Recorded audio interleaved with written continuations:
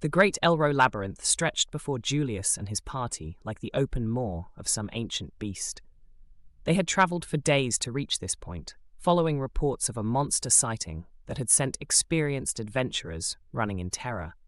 The passages were unnaturally wide here, the kind of width that allowed earth dragons to prowl freely, and the silence was all wrong. This was the Great Elroe Labyrinth, renowned across the kingdom for being absolutely teeming with monsters. The fact that they hadn't encountered a single creature since arriving was not comforting. It was terrifying.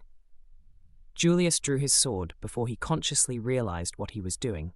The prickling sensation on his skin was a warning his body understood before his mind caught up. Around him, his companions reacted with the practiced coordination of seasoned fighters. Hyrinx raised his shield. Yana concentrated, magic already gathering at her fingertips. Jeskan and Hawkins scanned the surroundings with wary eyes. Only Goyef, their guide, stood frozen with cold sweat streaming down his face. Then a voice echoed in Julius's mind. Not a sound, but a thought that was not his own. The heroes here. He whirled around and found himself face to face with 3 Greater Taratects. Each one was massive, with stats averaging around 2,000, more than enough to crush an unprepared party. But Julius's gaze slid past the giant spiders, drawn inexorably to the small white form lurking behind them. There it is, Goyef whispered, his voice cracking. The nightmare's Vestige. The nightmare of the labyrinth. A monster that had appeared over a decade ago and taught an entire generation of adventurers the meaning of true terror. A spider that crushed humans like insects. And the first monster that had ever defeated Julius. This smaller creature was said to be what the nightmare had left behind.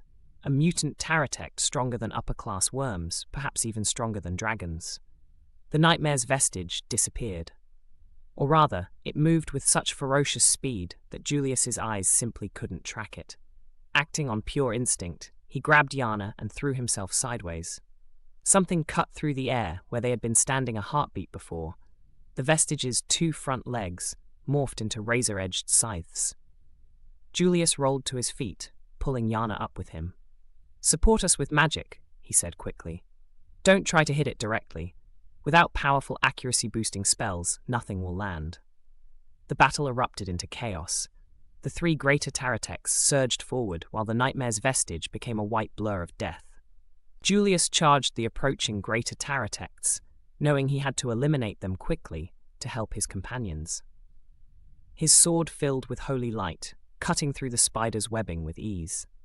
He bisected the first Greater Taratect cleanly, then obliterated the second with a holy light sphere before it could even touch the ground. The third Greater Taratect charged him while his attention was elsewhere, but he stopped its poisonous fangs with a light barrier and destroyed it with another sphere of light. Behind him, the nightmare's Vestige was making a mockery of his companions' attempts to hit it. Jeskan's flaming sickle and chain couldn't catch the creature. Hawkins' throwing knives bounced harmlessly off stone. The Vestige ran along the ceiling with impossible speed, rained silk down on them, then launched itself at Jeskan. Hyrinx intercepted with his shield, the clash of scythes against metal, sending a painful ring through the cavern. Hawkins slashed with his short sword, forcing the monster back. Julius turned and struck at the Vestige from behind, but it dodged as if it had eyes on its back. He was ready for that. Light magic burst toward the creature mid-leap, one of the fastest magical attacks possible. There was no way it could dodge, except it did. Or rather, it dispelled the magic with dark magic of its own, cancelling Julius's attack in mid-flight. His shock was absolute. Not that the creature could use magic, its intelligence was obvious from its speech. But to dispel a hero's magic? In an instant, with no preparation? The nightmare's Vestige had to have stats rivaling high-class worms or even dragons. The creature dodged Hawkins' knife, engaged Jeskan's flaming sword, then sliced deep into Jeskan's body with its scythes. Jeskan dropped to one knee with a grunt of pain. Yana rushed to heal him, while Hyrinx blocked the follow-up attack. Julius cast again, forcing the Vestige to dodge, then unleashed Light Field, a wide-area attack that bathed the entire space in damaging light. There was nowhere to run. The light engulfed the nightmare's Vestige. But even as the spell seared its body, the creature launched a counterattack, Poisonous fog spread through the area, so potent that Julius felt his HP dropping rapidly despite Yana's resistance buffs. Pain assaulted his whole body. Then Goyef was there, using detoxification magic to save him. The nightmare's Vestige crawled out of the light, wounded but far from finished. Worse, it was healing, its injuries closing before their eyes. Our attacks rarely connect, Hyrance observed with forced casualness, and when they do, they barely make a dent. Really brings you down, doesn't it?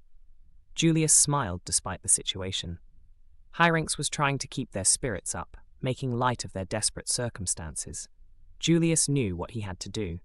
There was only one spell powerful enough, Holy Light Beam, the strongest magic in his arsenal, but it deployed in a straight line.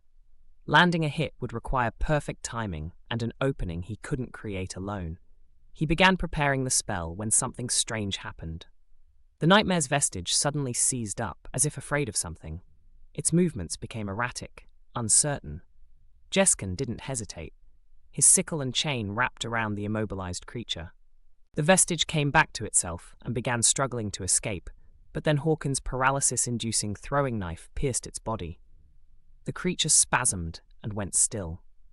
Julius released Holy Light Beam. The battle was over. They had won. But as Julius looked around at the empty cavern, at his companions catching their breath, unease settled in his chest. What had made the nightmare's Vestige freeze like that? If it hadn't happened, they might have lost. They might all be dead. Julius, Hyrance said quietly. We won. Let's focus on that for now. He was right. There was no use dwelling on mysteries he couldn't solve. They left the Great Elroe Labyrinth without further incident, but the questions followed Julius all the way home. In the fiery depths of the labyrinth's middle stratum, a different story was unfolding. Our protagonist, a small poison Taratect who had been grinding levels and surviving by the skin of her teeth, had just made a startling discovery. Seahorses were actually worms. Not fish. Worms. Lesser dragons. The kind of thing that could turn her into a spider-shaped smear on the magma pool if she wasn't careful. She was observing an Elroe Gunniseven, a catfish-like worm with stats that made her extremely nervous, when a second one emerged from the magma beside her. The first catfish had been swimming languidly through the molten rock, its scales glistening like coins in firelight. She had been planning to avoid it, to slip past while it wasn't looking and continue deeper into the middle stratum. But the universe, it seemed, had other plans. Flanked on both sides with nowhere to run, she made a split-second decision. The catfish in front locked eyes with her. After a moment of blank staring, it opened its massive mouth and lunged. She used backstep, narrowly avoiding being swallowed whole. The thing kept coming, sliding onto land. That's when she realized it had limbs, stubby dragon legs that hadn't been visible in the magma. Its entire body was covered in dragon-like scales. This was going to be a problem.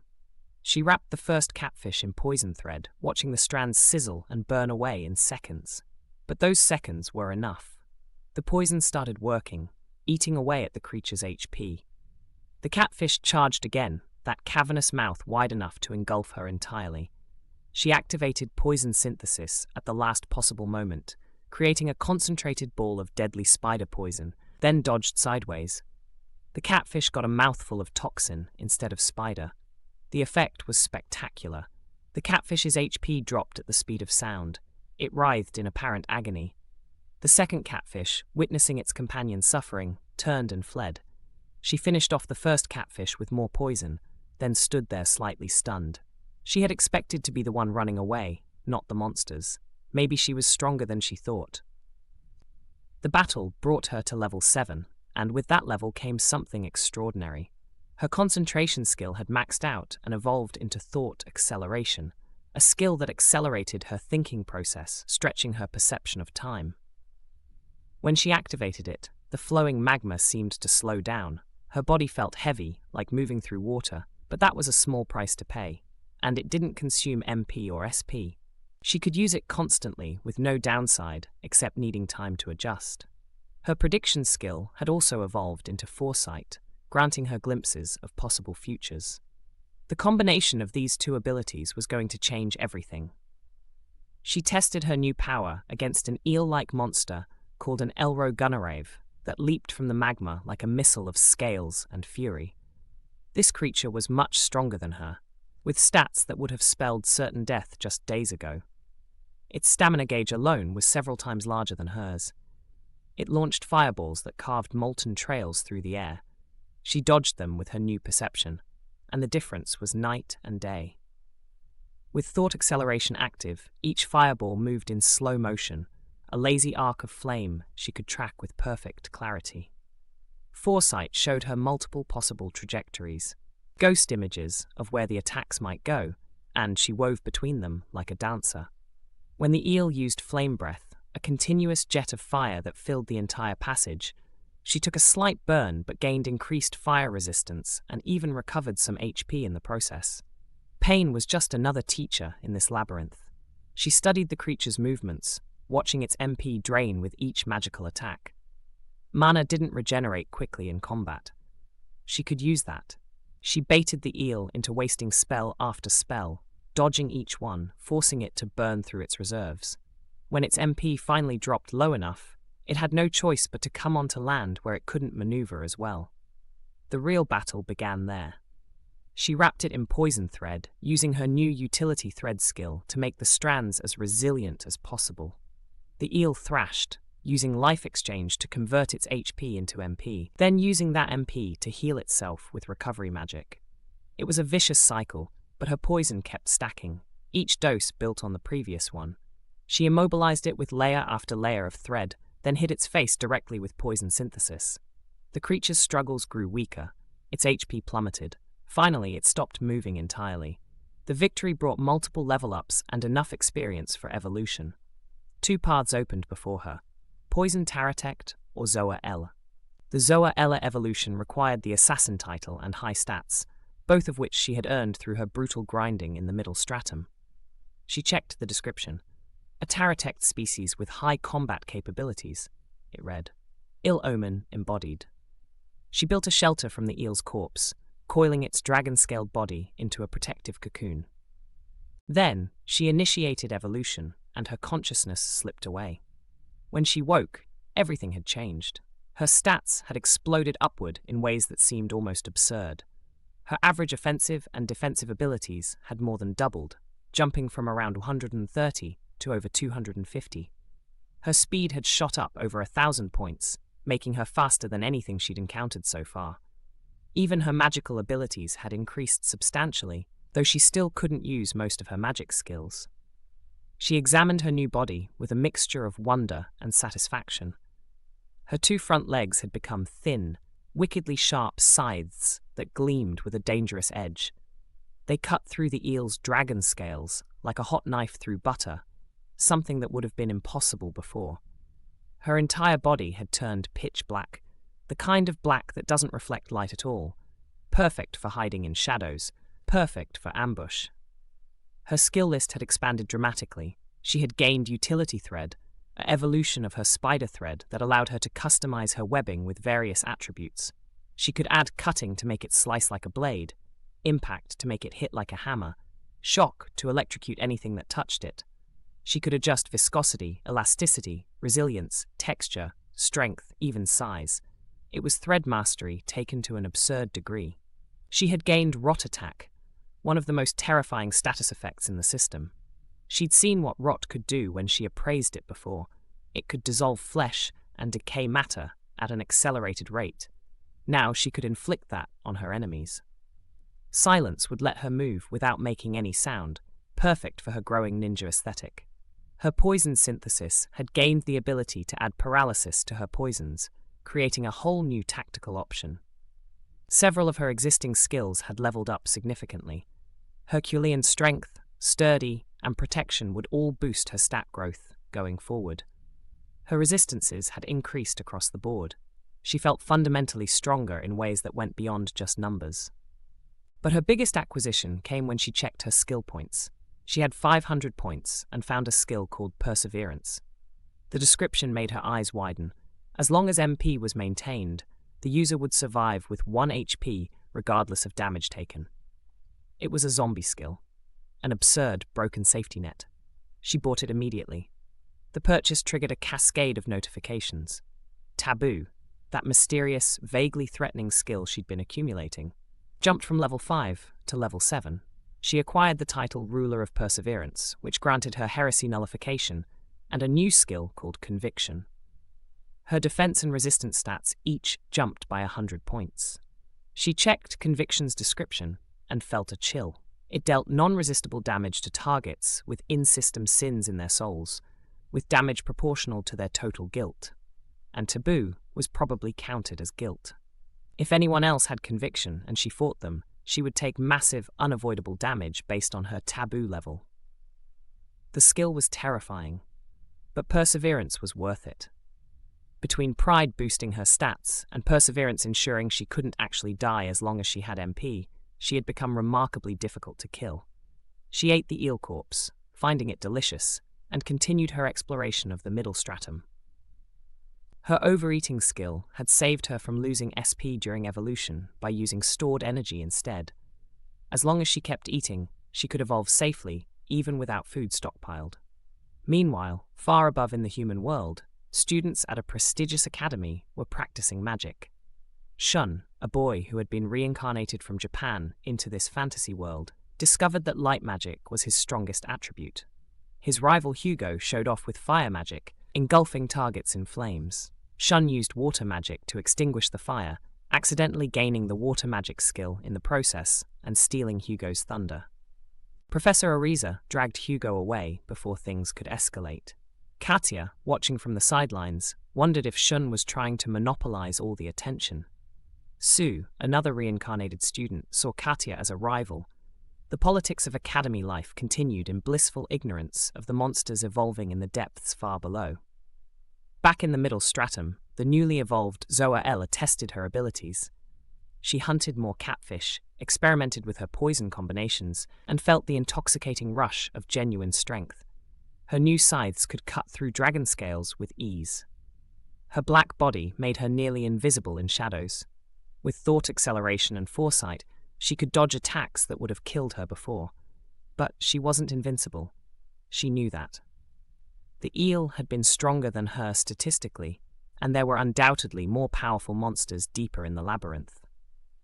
The middle stratum was just one layer of a much larger, more dangerous world. Still, for the first time since being reincarnated as a spider, she felt like she had a real chance at survival. Not just scraping by on luck and desperation, but actually fighting her way forward with skill and power. Her stats were still low compared to the truly dangerous creatures out there, but they were respectable now.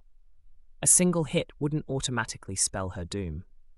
She examined her reflection in a pool of magma, trying to see what she looked like. The black body, the scythes, the compact form built for speed and assassination.